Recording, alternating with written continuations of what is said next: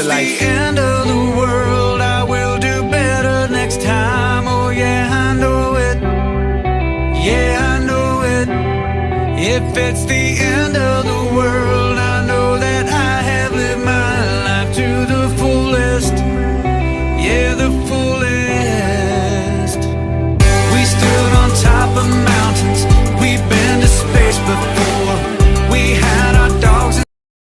Did Ray Fingerberg, Mike Colazzo, and Sergeant Mathis did what we were trained to do.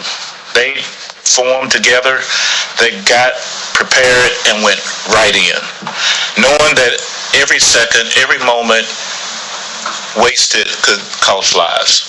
And I'm so incredibly proud of not only them, but other members of our police department as well. I watched video of officers who went into the school, took pulse of the victims, hoping there was life in these people, grabbed these kids and ran out of the school, hoping to save lives. I'm so incredibly grateful for them. We set up a reunification site for kids and for officers to come together to reunite with parents.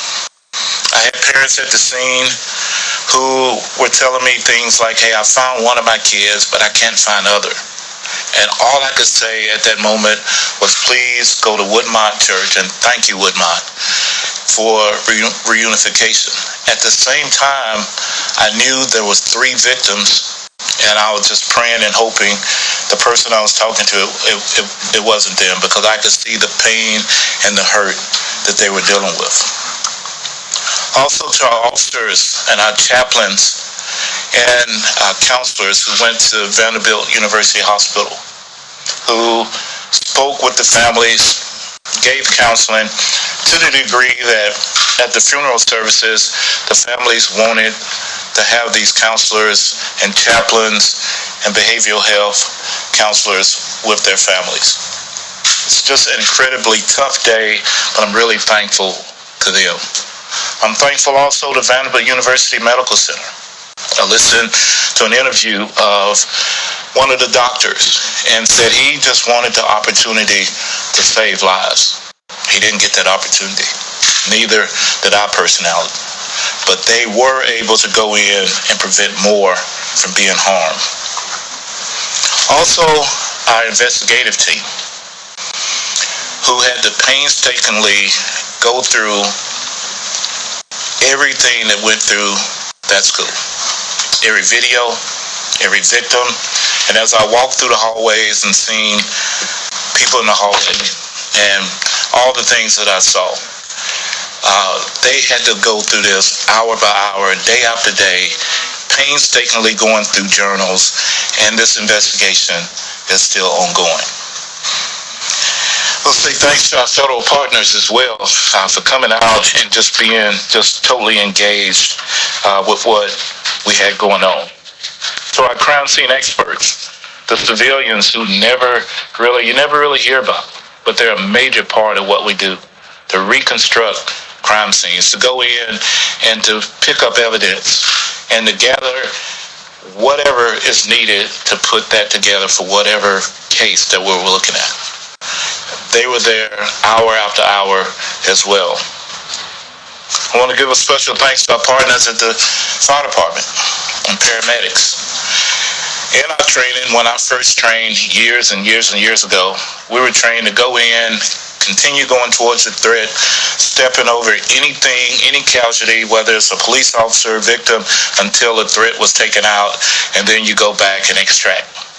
But now we have medical personnel that wear ballistic helmets, ballistic vests. They can go in when we go in and extract people, hoping that we can do this in a manner that we can save lives. Also, to our dispatchers, who, if you can imagine, taking call after call. And I hear 25 to 30 calls came in, they were inundated, and they had to listen to people screaming, crying, hearing gunfire, and triaging these calls and dispatching it to officers. I want to say thank you to our entire team. What you don't know with our training is that one officer is from Central Precinct, the other is from Midtown, and just so happened when the call came in, they formed together, and you would have thought that they worked together all the time. That's not the case. That's just how we train and prepare. I want to give a special thanks, and this is not said often, to the teachers at Covenant School. The teachers have gone through active aggressor, active shooter training recently. Their efforts also saved lives. They knew how to have the kids on the wall, away from the windows, out of the hallways, where we could have had a lot more casualties. They were able to protect these kids as well. And I want to say thank you to the teachers. I want to express my condolences to the 6 families. I've had the opportunity to visit all of the funerals so far, 5. I have one more, which is Ms. Kuntz, which will be tomorrow. I've had the opportunity to talk to parents, and they are incredibly thankful for everything. And what I've learned in this is I've renewed my faith, because as I sat in a church Saturday, and I watched students from Covenant School take flowers down to the altar. And literally, I'm in tears. And the other first responders, police officers, firefighters, were in tears. And I look at these kids, and they look at us, and they say, thank you for your service. And they believe that their classmate is going to heaven, that they're in a better place, and they're not hurting. The ones that was hurting the most was us. And so I want to thank Covenant School for instilling that in them and for teaching them there's maybe something better. They're not hurting anymore. Thank you to all of you all. I know it's been intensive covering all of this. I'm incredibly thankful for you. I'm incredibly thankful for our team. I'm thankful to our mayor. I've not had the opportunity to tell him thank you for leading us through this during this time. To Don Aaron, to Chris Mumford, to others. This has not been an easy time. And I'll have to say this. On the way to work one day, shortly after the shooting, usually I see kids and I smile because I wonder what their future is going to be.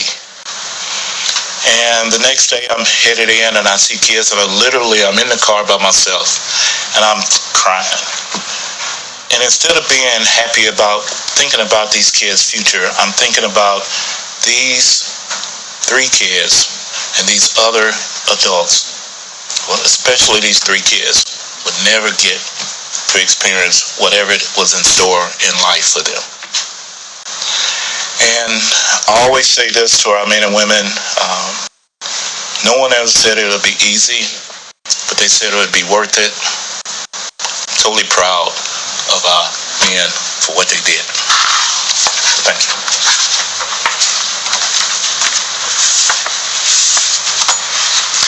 Commander Dayton Wheeler oversees operations of the Midtown Hills Precinct, the precinct in which the Covenant campus is located. Commander Wheeler will speak with you about the broad response of the officers from the Midtown Hills Precinct and the impact that response has had. Commander Dayton Wheeler.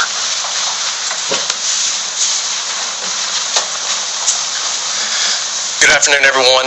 I want to start off by saying the family members and the victims of this tragedy have been in my thoughts and prayers since that Monday morning, and we will continue to pray for them as they walk through this tragedy. So Monday, March 27th is a day that I will never forget. I walked out of that office at 10 o'clock that morning to drive around the precinct, and the initial call came out, and immediately my stomach dropped when I realized it was a school. When we arrived on scene, officers were beginning to form what we call our entry and contact teams.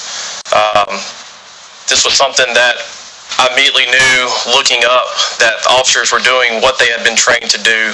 As we arrived on scene, there was no stimulus that was driving us.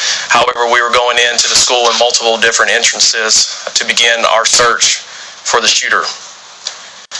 As they were doing this, we began to form operational plans outside. I was partnered with my counterpart from the fire department, setting up our ambulances in an effort to, once the shooter was eliminated, we would begin our rescue operations for any victims that were inside. At that time, we began to receive gunfire from a second floor window as officers were inside searching for that individual. Once that individual was neutralized, operations began with our rescue task force operations, as Chief Drake already alluded. This is part of our training that we go through on an annual basis, where we, and along with our fire department personnel, go in and begin setting up rescue corridors so that we can move any type of victims or anyone that needs medical care out from the school and out to our medical professionals to get them to the hospitals. I want to also say I'm very, very proud of the men and women of Midtown Hills Precinct. Majority of our 80-tail personnel that are work patrol responded on this date, along with our community field intelligence team and numerous of other divisions and precincts throughout Davidson County.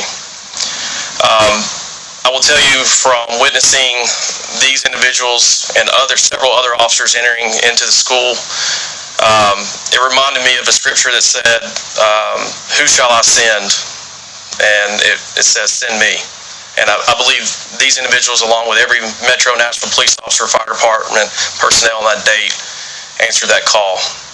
I also want to say, as Chief Drake's already mentioned, the preparation that the school did that day, the training that they went through, I believe that mirrored with the response from the police department, saved countless of lives.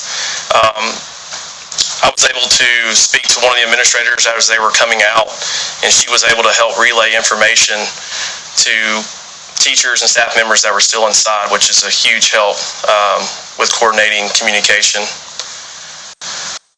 Obviously, there's a long road ahead of us. One of the biggest things that Chief Drake's pushed here is wellness, not only for our officers, but we know there's going to be a long road for the victims that are involved as well.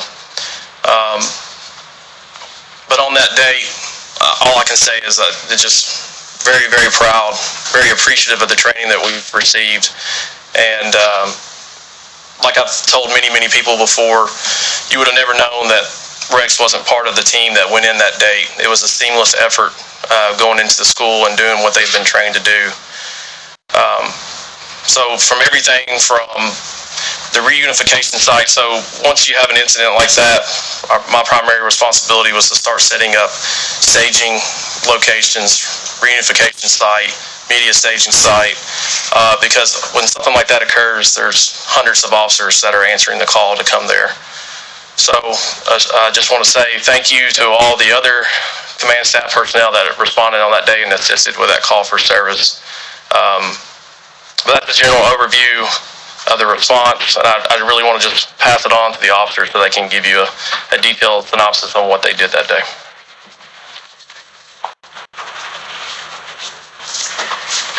Detective Sergeant Jeff Mathis is an 11-year veteran of this police department and is currently assigned to the Midtown Hills Precinct. Sergeant Mathis and 3 of the detectives from his unit were among the first to enter the Covenant building on the morning of March 27th. Sergeant Mathis will now relate to us what he saw and what he did. Sergeant Jeff Mathis. Good afternoon. My name is Detective Sergeant Mathis. I am the supervisor of Midtown Hills Community Field Intelligence Team.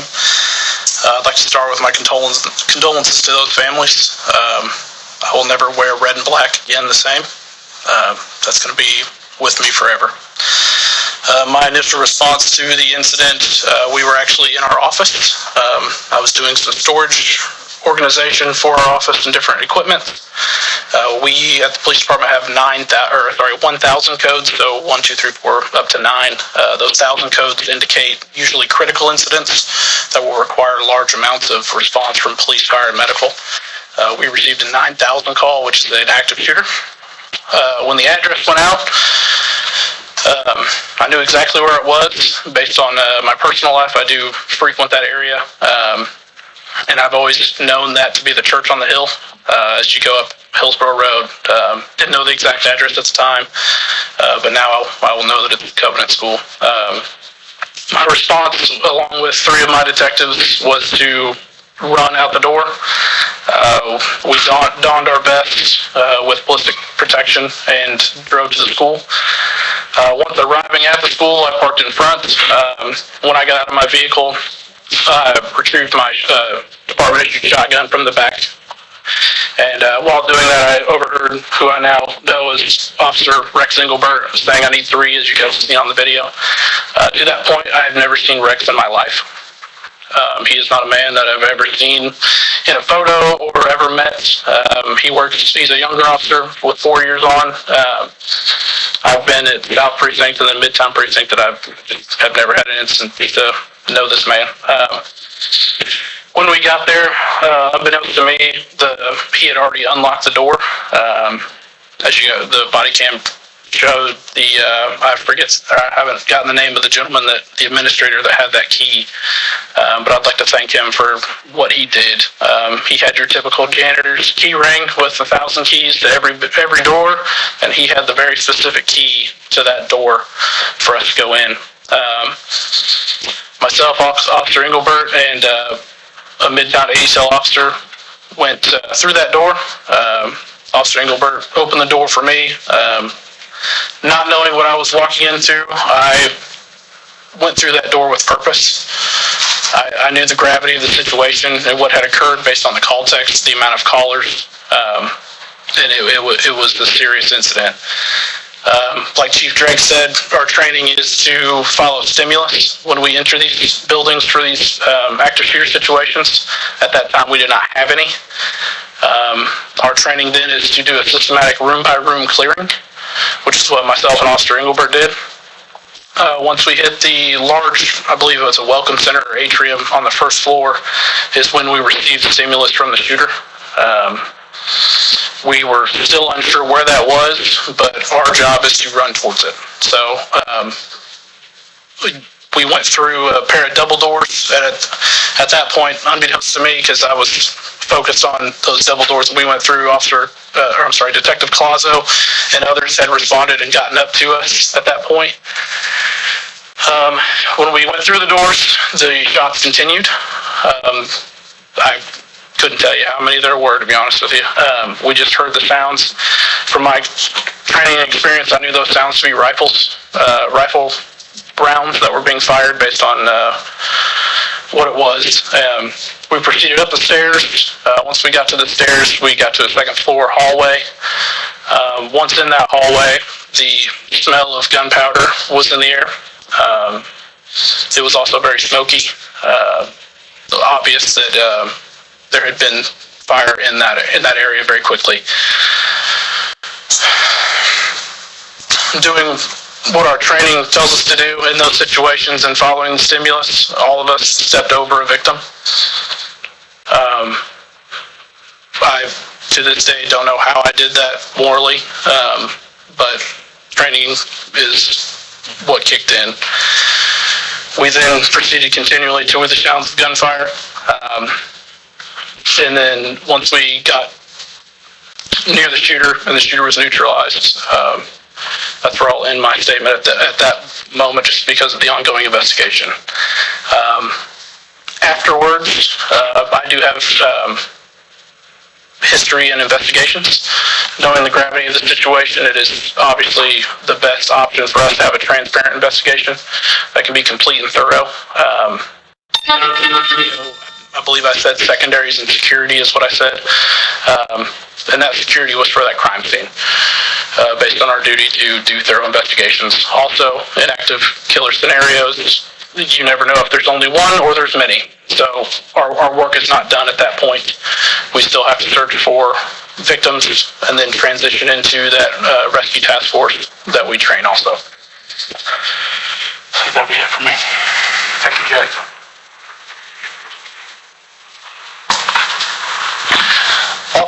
Rex Engelbert is a 4-year veteran of this police department.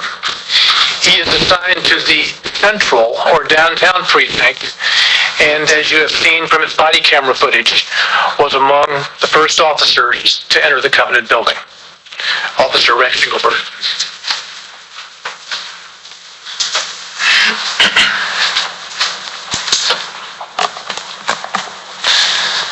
I was working in a regular duty capacity that day.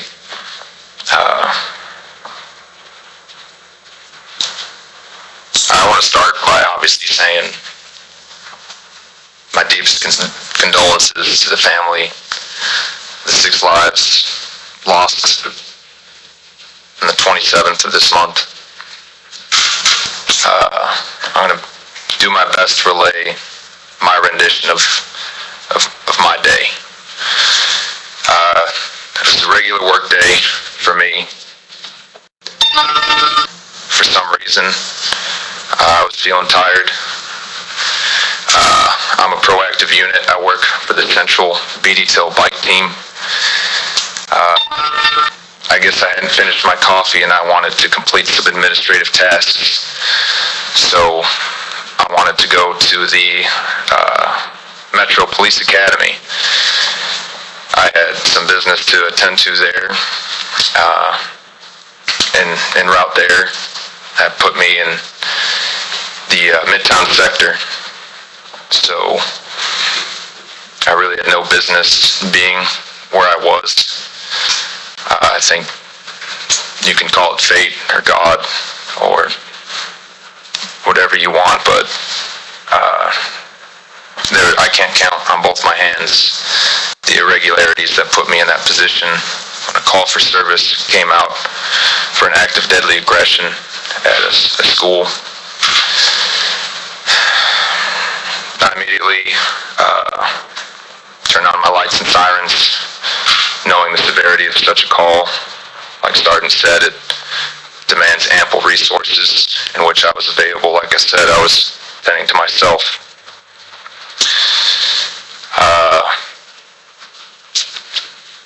I've been to, I don't know how many false acts of deadly aggression calls. Something told me it was time to really get to this one. I treat them all the same, but I was driving as safely as I could get my body there. I don't know the area. I needed to put it in GPS. When I arrived, I don't know the layout of the school. Luckily, due to the bravery of 2 staff members, they stayed on scene. They didn't run, and they gave me concise, clear information for me to use to help anyone in danger. The gentleman gave me, like you said, the exact key I needed to enter the building. It was readily apparent I was going to be the one to make entry, and I've been given my training. I know my role, and I made entry with the personnel I had, and luckily I had some. I saw there were patrol units, and I asked for people to join me as I had a key. I was unaware there were any other access points other than the one I had. As Sergeant said, I did not have stimulus at the time. I was intently listening, so we cleared the hallway we had, room by room, until we made it into the lobby.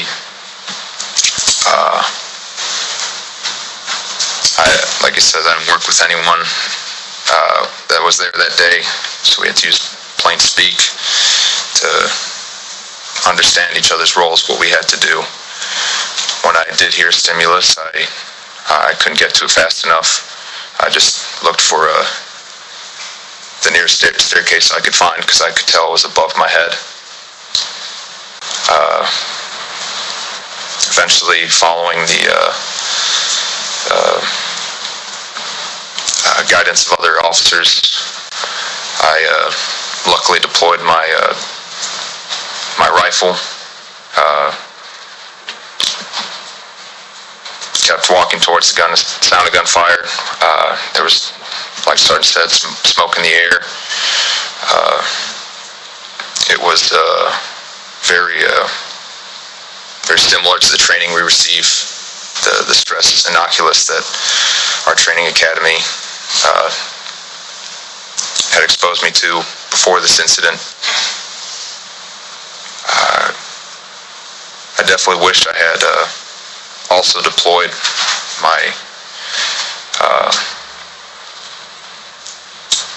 rifle caliber rated heavy plates when I found myself at the front of the stack, where I found the stimulus of the threat, the second floor of the school. Like Sergeant said, work wasn't over. We didn't know if there was another threat. Immediately took teammates I am not used to working with to start clearing rooms, escorting children and teachers along, and there were more personnel and resources at this point. I was able to guide them out basically similar to the way I had came in, and just tried coordinating best with supervisors and fire personnel until I was relieved of duty on that scene. I was told to sit in my car. And that was pretty difficult because I could tell there was more work to be done. And that's about the day that I had on the 27th. Thank you, Rex. Detective Mike Colazzo is a 9-year veteran of this police department, and he is assigned to the same unit as Sergeant Mathis. In fact, he works for Sergeant Mathis. Sergeant Mathis is his supervisor. Detective Mike Colazzo.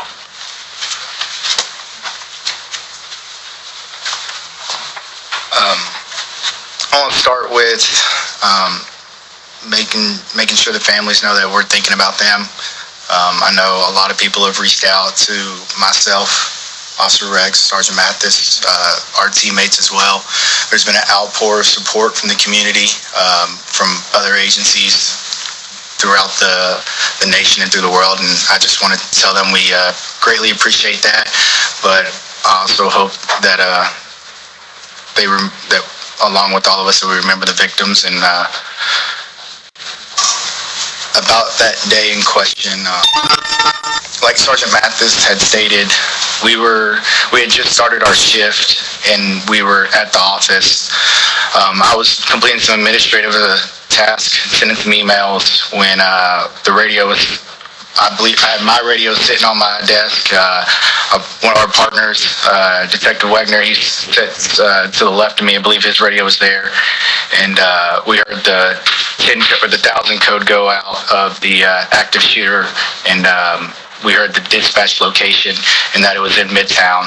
Regardless if it was in Midtown or not, like every other officer in our department, we took off running out of the office, plugged in the address on our GPS, and we took off towards the location. As we were on our way to the school itself, our dispatch was doing a phenomenal job. They were giving us as much updates as they could. They told us that the individual had entered into the school. They were actively shooting, gave us the description, and they were receiving this information from the individuals that were already on scene. When I arrived on scene, another officer had already arrived on scene. To this day, I still don't know who that officer is. There was hundreds of officers that responded. But I've learned that officer had arrived on the other side of the school. I came off of Harding Pike and entered, coming up the hill towards the school.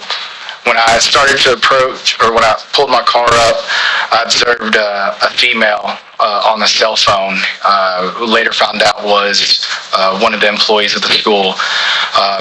The female was pointing to the left, so I ended up pulling my vehicle towards the left. I ran into another individual, a male that was outside, rolled my window down, asked where they were.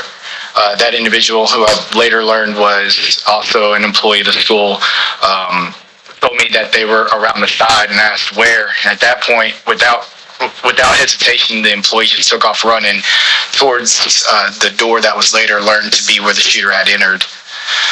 He took off running and telling me to follow him, which helped out tremendously. So I stayed in my vehicle and drove that direction.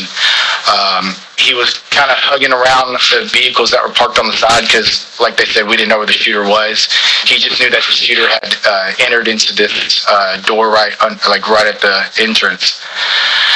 So he said when he got closer to the door, he pointed and told me that they had entered right there. So I ended up parking my vehicle, exiting, and noticed that all the glass to that door had been shot out. Saw shell casings on the ground, bullet holes on the door, so I immediately made entry.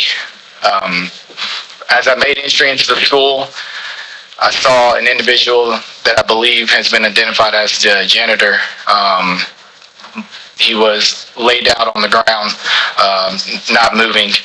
I relayed that information to over our radio to the dispatch that I had made entry and that I had an individual that was down. Still didn't have a stimulus. The shooter wasn't shooting at that point. So started just like Officer Rex, Sergeant Mathis, and every other officer that had gotten there. Started clearing rooms as fast as possible, trying to find where the shooter was. I was on the first floor. I had cleared part of the first floor and along with the gymnasium when I had somehow made my way towards the door that led me back outside. That's where I made contact with one of our teammates, Detective Wagner, and two patrol officers. At that point, we were told that the shooter was possibly on the second floor. So at that point, that's when on the body cam you see where we ended up going up the stairwell and made our way to a locked door. At the time, I was upset that we had just hit a locked door, but now, looking back, I'm thankful we hit a locked door because that was the school doing what they've been trained to do. The door was locked, so knowing we didn't have a way of getting in, and hearing on the radio that Officer Rex and Sergeant Mathis had a team and that they were making entry, the decision was made that we'd push back out and try to link up with those officers that were making entry on another side. We ended up cutting through the gymnasium that, like I said, we had already previously had gone through. By that point, Detective Plesey had linked up with us along with Detective Cagle, who both were on the same team.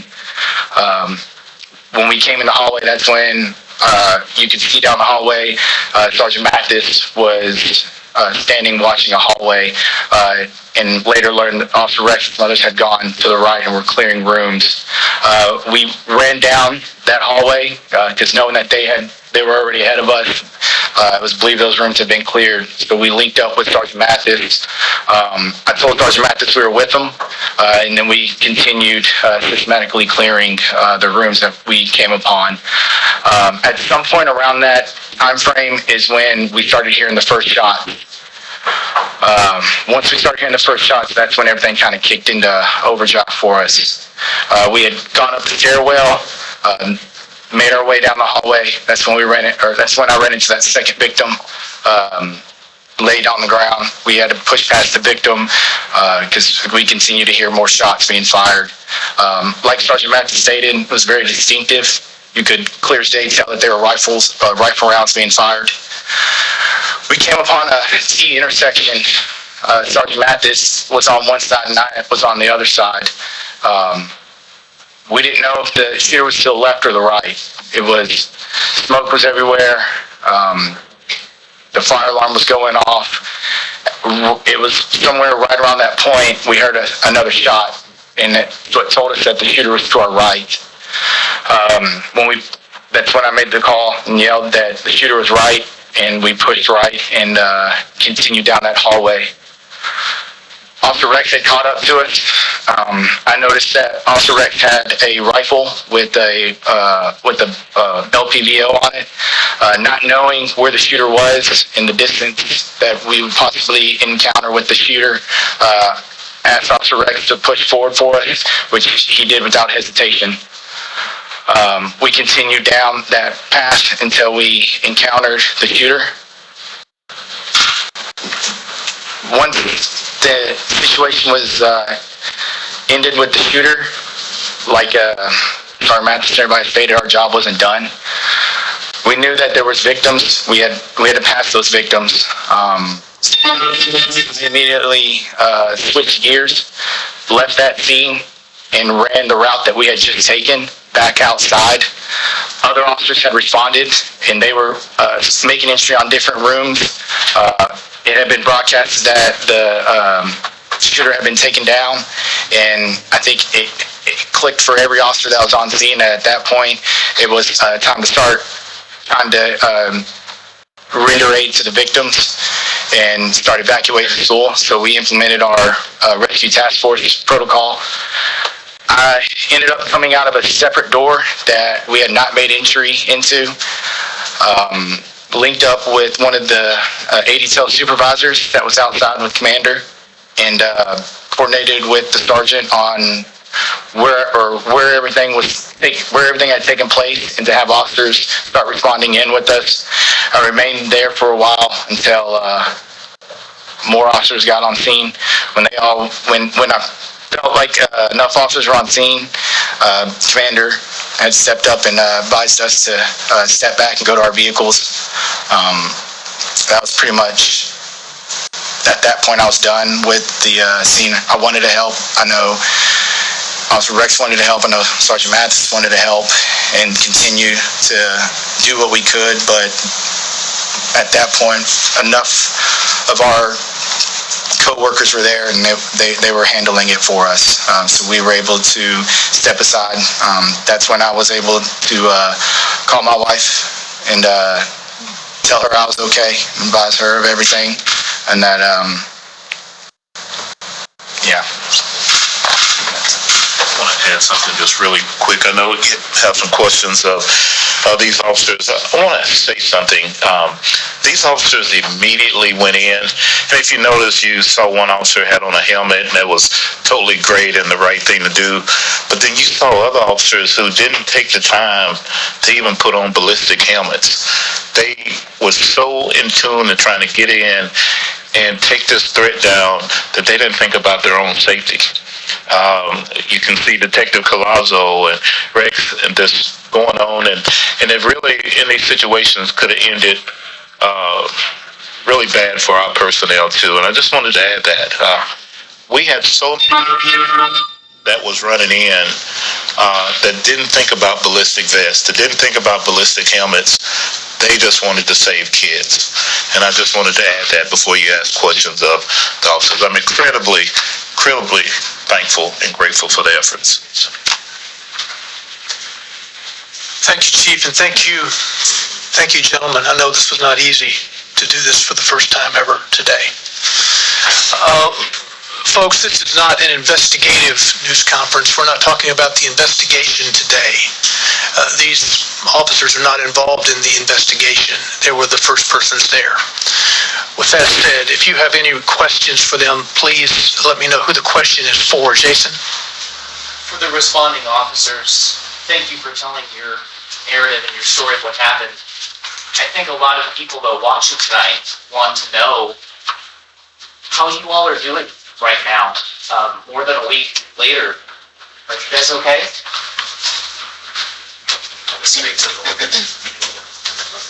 Okay. Something I didn't mention earlier is we have had such an outpouring of support from the community, and not only just the Green Hills, Forest Hills area, but from all over. I've received emails from people from outside the country, all over the nation, that is sending support. We've had students from the school that day that have come to the precinct to visit with these officers. We've had church members come and pray over these officers. Our behavioral health staff here has done a phenomenal job with the tasks they've been given. They're completing debriefs over 150, 200 officers that ultimately responded or was part of the investigation. Part of my role is to make sure the members of my precinct are taken care of. Continue to stay on top of them and communicate.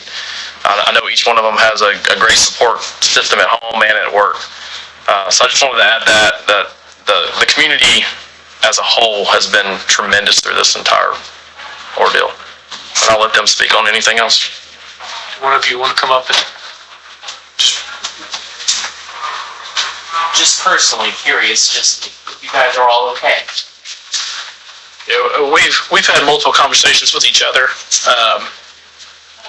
For the situation, I think everyone is doing well. There's obviously been loss of sleep. Children hugged more than normal. Me personally, I dropped my kid off that morning just like I normally would at daycare. And one of the best things that our behavioral health staff has given me and others is to keep your routine. Don't create any bad habits. Don't get rid of any good habits, or vice versa. So we've struggled for a little bit of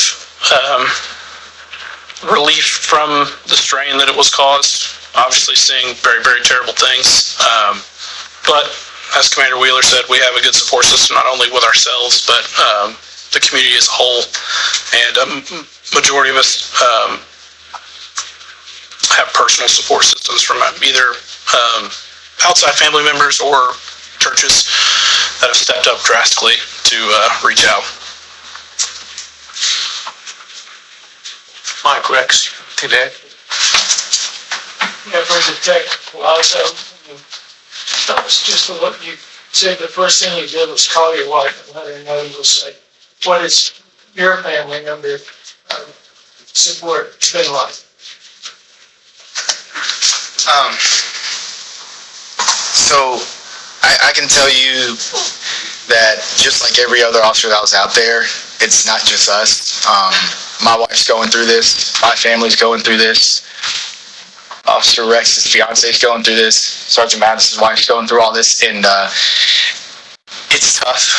But our department's done a phenomenal job. Our support doesn't just go towards the officers, it goes to the family. So we're working on that, setting up interviews for our family members to go through, talk to counselors, talk to the chaplain, and it helps. A lot of the community that's reached out has actually talked about our families and that they're praying for our families and they're thinking about our families, and it goes a long way for us. One or two more questions. Here first.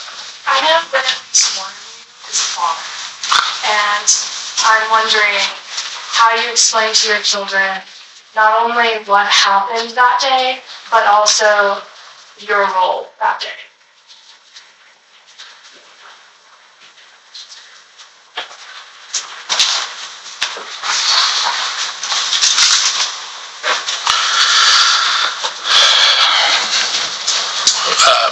I've got an 11-month-old. Obviously, it's difficult. I will have this conversation with him when he is old enough and ready. The biggest thing that I will instill on him is how proud I am of the actions, not only of other officers, but what I did, not knowingly doing. It's what should have happened. It's what happened. As far as having kids, me personally, I took an oath on June 4th of 2012 to serve and protect this community. My family sometimes comes second. It has to. In instances like this, I don't get to stop and say time out and go talk to my wife, talk to my kids. I'm here to make sure everybody else goes home as many can, and stabilize the community as best possible. One more question. Here. Did you guys take gunfire when you went to the hallway and then finally saw the shooter? Did you heard the shots getting right? Were shots coming at you before you fired? And then have you guys, either of you, ever fired your round, your service rifle or your service pistol prior to that? That's going directly to the officer involved shooting that they can't address at this point. Okay. I'll take one more. Yes, ma'am. This is for Chief Drake. I know you can't talk about the investigation, but was there, because of their training, were they able to avoid blue on blue Yes. Our training is very, we do stress inoculated training. We know exactly what to do, how we're going to clear rooms, how we're going to identify each other, and not to put those protocols out, but you always worry about that. It could happen, but it did not in this instance because of the way we train. See any question? Responding officers, shoot you guys. Was there ever a moment where the response Uvalde or the lack thereof ever crossed your mind when you guys were in that building? And was that the lessons learned from Uvalde ever a part of your training that you guys tapped into on that building?